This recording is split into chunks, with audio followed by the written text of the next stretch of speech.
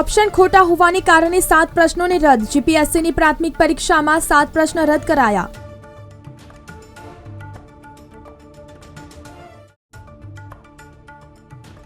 અમદાવાદની ટ્રેનોની પણ અસર। મથુરા અને છપરામાં બ્લોકથી અમદાવાદની 12 ટ્રેન કેન્સલ કરાઈ।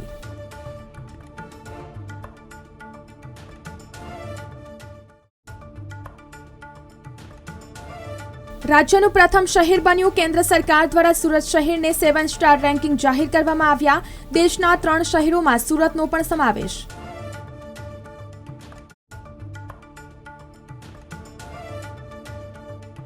વહેલી સવારે ધુમ્મસના માહોલ વચ્ચે તાપમાન અડધો ડિગ્રી વધી 17 પર પહોંચ્યું। આગામી 3 દિવસમાં ઠંડીમાં ક્રમશઃ રાહત થતી જોવા મળશે। સીબીએસઈમાં 6 થી 10ના છાત્રોને ડિઝાસ્ટર મેનેજમેન્ટ શીખવાશે। એક્સપર્ટની મદદ લઈ શિક્ષકોને તાલીમ અપાશે।